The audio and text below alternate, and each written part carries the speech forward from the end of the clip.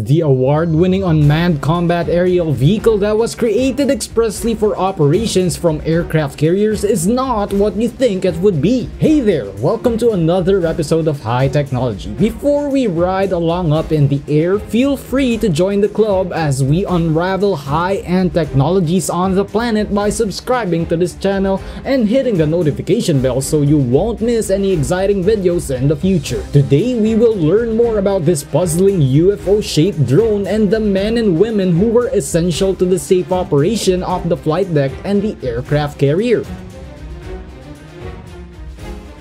The US Navy's Unmanned Combat Air System includes the tailless X-47B unmanned aerial vehicle built by Northrop Grumman. 3 years after the prototype was released from Air Force Plant 42 in Palmdale, California, it had its maiden flight in 2011. It was made to meet a number of requirements from the US Navy, including being able to operate from an aircraft carrier and being tough enough to endure the corrosive effects of salt water. The UAV was designed by the Navy to carry out reconnaissance operations and locate targets in hostile airspace. By the same person that created the B-2 Spirit bomber, they were created for stealth and low observability. The jet-powered unmanned aircraft measures 38 feet long and the wingspan of 62 feet wide that can be folded for operation on the limited space of the flight deck. The 62-foot wide jet-powered unmanned aircraft has a wingspan of 38 feet and can be folded for use on the flight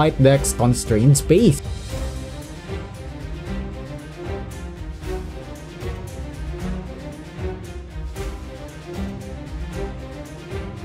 A Pratt & Whitney engine gives the remotely piloted aircraft the ability to fly up to 40,000 feet at a high subsonic speed of about Mach 0.45. In its fully enclosed armament bay, which is 4,500 pounds in weight, it can also carry munitions. An autonomous flight control system with a hybrid vision-based global positioning system is installed on the computer-controlled UAV. The mission operator oversees the flight operation from the security of the aircraft carrier base, where the flight path has already been pre-programmed before the launch. When the X-47B won the 2013 Collier Trophy for Excellence in Aeronautical Technology and the 57th Annual Laureate Award for Extraordinary Achievements in Aeronautics in 2014, the capabilities of the aircraft were recognized. The X-47B's legitimacy and capability increased in 2015 when it performed the first ever autonomous aerial refueling of an unmanned aircraft, making aviation history. The receiving X-47B must position itself so that its refueling probe contacts the drogue in front of it, just like the traditional probe and drogue aerial refueling technique.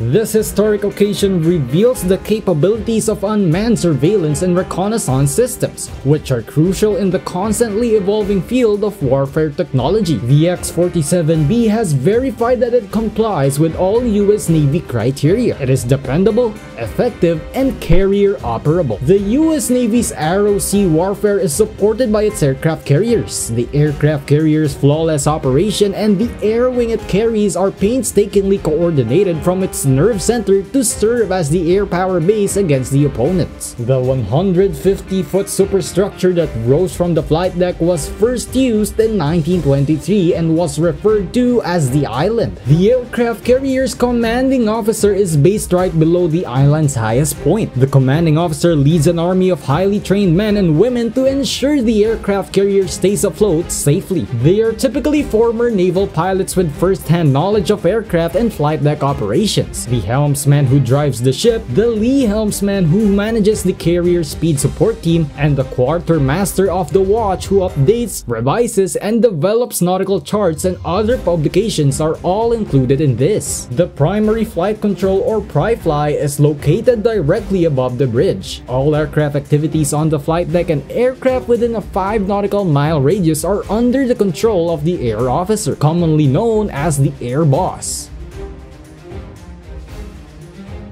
They guarantee that the aircraft are launched and recovered on the flight deck safely thanks to the comprehensive view of the deck's operation and the surrounding airspace. The operation needs to be carefully planned, coordinated, and communicated with the landing signal officers at the end of the runway and the carrier air traffic control center, which is located below the flight deck. During launch and recovery operations, the flight deck is the busiest and most dangerous location. Functions involving confined spaces, explosive materials, and time constraints are performed between takeoff and landing during flight. Here, the staff in the flight deck control and launch operations room coordinate the movements of both the aircraft and the flight deck operators.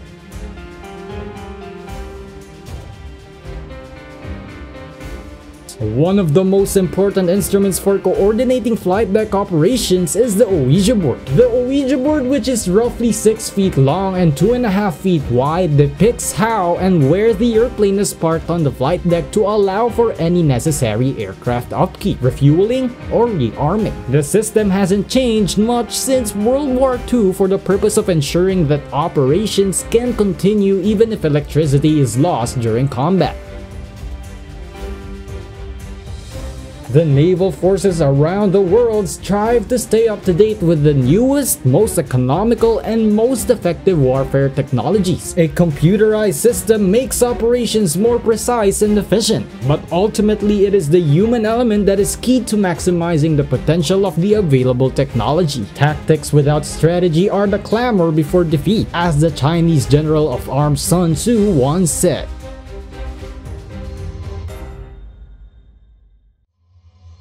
What are your thoughts with this masterpiece? Let us know in the comments. That's a wrap for today's video. We hope this has been insightful to you. If you enjoyed watching, give this video a thumbs up and hit that subscribe button together with the notification bell so you won't miss any incredible videos. This has been High Technology, serving you the best and cutting edge contents and the highest form of technology available on the planet. We'll see you on the next one.